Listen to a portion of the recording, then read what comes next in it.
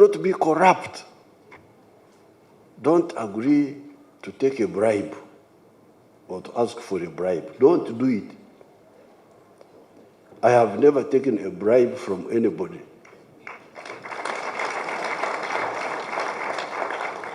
Or accepted any bribe or requested. I don't know why God keeps saying you move around here, move around there. I don't know. But I've been seeing this. But I can give you one example. When we were fighting the regimes, I was a young man. So I would come from Tanzania to come and infiltrate and do work here in Uganda. Very dangerous work. Not what you are doing now. You have no work. You are simply given 100 million shillings, that this is money for the people. The only thing you need to do is just to give it to the people who should get it. No other work. But for us, who are coming to face danger. Now, the issue was, what if I say I'm going to Uganda, but I reach on the way and come back? Don't go where I'm supposed to go. Who would know that I've gone or not gone? Because there was no monitoring. I hear you members of parliament talking of oversight, all that. So who would oversight a guerrilla? Where would the auditor come from? To know whether I have arrived in Uganda, whether I have made the contact I was supposed to make, or I was simply telling lies. Because some of the people would do that. Some of the people would come, not to reach, then go back and fabricate a story. I went, I came back. Now, because of doing what we are doing faithfully, I think that's why God kept pushing. Because this one I saw with my eyes. I didn't hear. Nobody told me. I did not read about it like this, the Bible. I saw it. So, my advice to all to Africans, please, the oversight this time is God.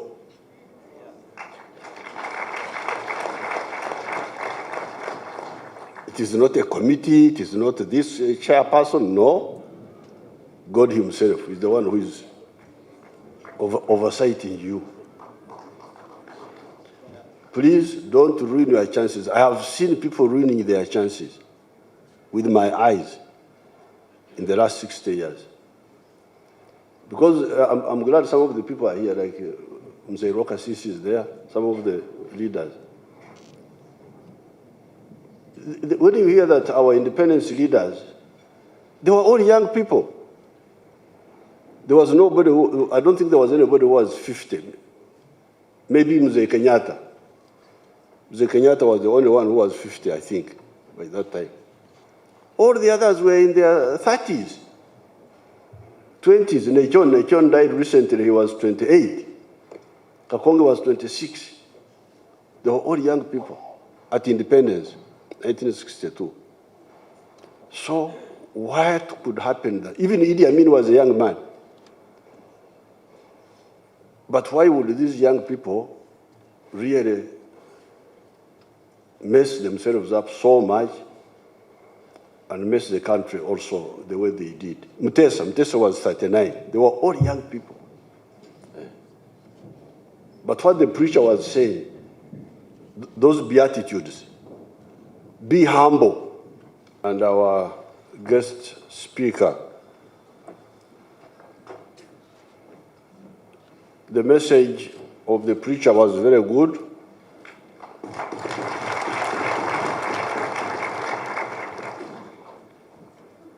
by coincidence,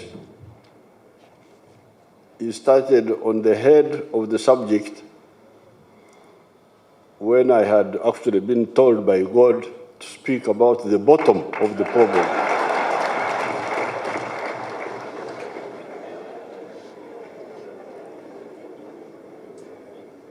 This is because he quoted Matthew chapter 5, the Sermon on the Mount, the Beatitudes. And he correctly brought it out that this was the first message of God. While previously we had been hearing from prophets, Muhammad and others, Moses and others, but this time the Son of God himself came and spoke.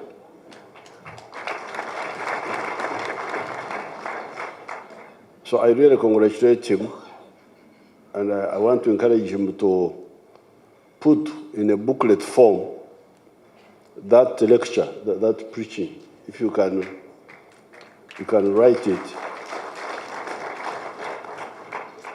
in prose, it would help our people to grasp the message. But what I had wanted to, because as you hear, we have been having the prayer breakfast now. This is the 21st. And I will speak about that later, little later. It will not take long. Now, when we started, Uganda was coming up, because you remember Uganda had totally collapsed. Everything had broken down. There were no goods in the shops. Infrastructure was all broken down. The social services. So we were beginning. We have now moved a long distance. And I'm very happy to see so many of the leaders here, especially the members of parliament, the district leaders, and the ministers. Now, this is where you are in big trouble now. You see, in the past, people were just surviving. There was no this, no that, no that. There was no money. But now, we are beginning to have money, have contracts, have projects. That's where the trouble is now coming. For you, the leaders, you're going to be in trouble. And when I was coming here, God told me, because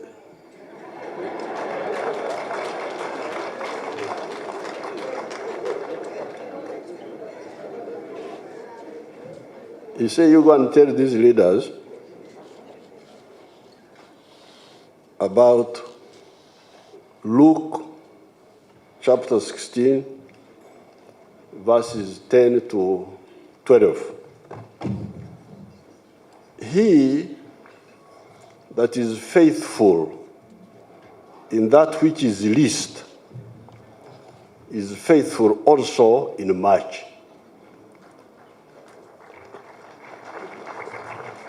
And he that is unjust in the least is unjust also in much. This English is not as clear as our local languages. I don't know why. I don't know how we can export our language, because in Runyankore it is really terrible. But when we read it in English, it is chiriyao, chiriyao.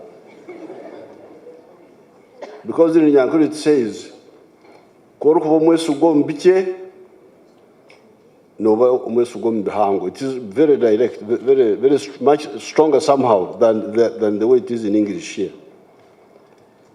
If therefore you have not been faithful in the unrighteous mammon. Now this mammon, I didn't know what it meant. Somebody has told me that it means material, I don't know what, I can't. Money hungry. Okay. Who will commit to your trust the true riches? This is the question. If you are not faithful in the small things, how will you be trusted with the big things? And if you have not been faithful in that which is another man's, who shall give you that which is your own? So I said, abantu bano kambagamba kantu kano. Let me go and tell these people, because I can see Africa is coming up. You know, other continents are going down, but we are coming up.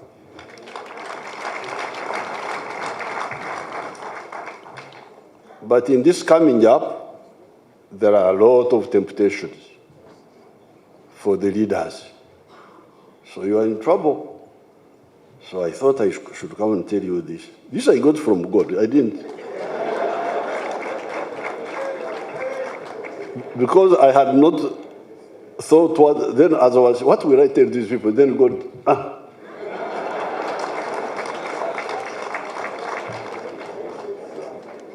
na kansura mumutwe. Now, because you remember the preacher was telling you what you should do, what should be done.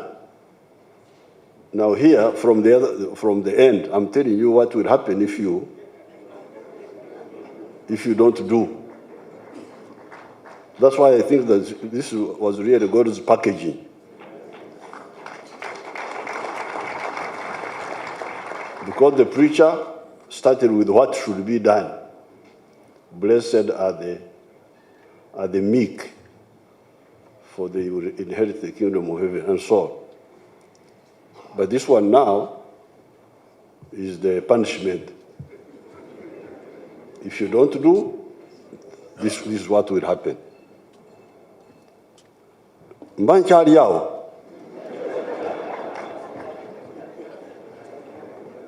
You know, that's how we speak in our languages.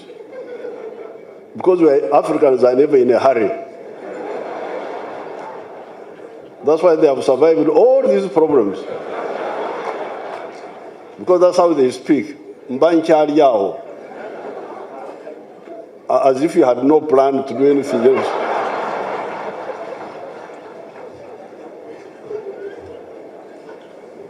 The translation of that is, when I was still thinking about it, then God gives me another one now. In the morning when I was preparing, because I was late, I was panicking, I had to ring the speaker, please, I will come late. But as I was rushing around then,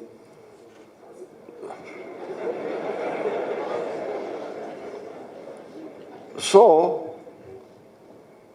you see, I read the Bible systematically long ago.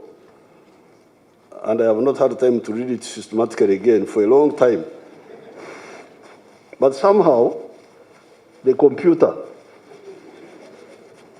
whenever I come across a situation, the computer brings up a verse in the Bible.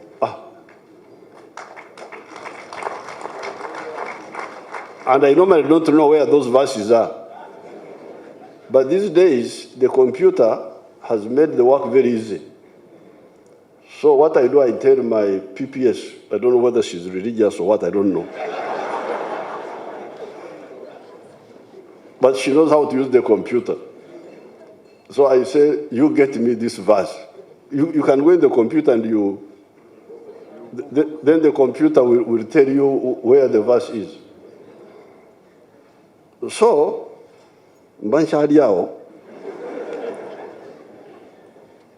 then God put in my head this Galatians chapter 6. What I found to be Galatians, I didn't know, but it was in the head, the verse. In Runyankore, the English translation always confuses me.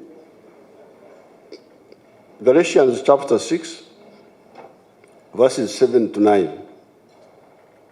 Be not deceived. God is not mocked. For whatever a man soweth, that shall he also reap. For he that has soweth to his flesh shall of the flesh reap corruption. But he that soweth to the Spirit shall of the Spirit reap life everlasting, and so on and so forth. So I said, this is also very dangerous.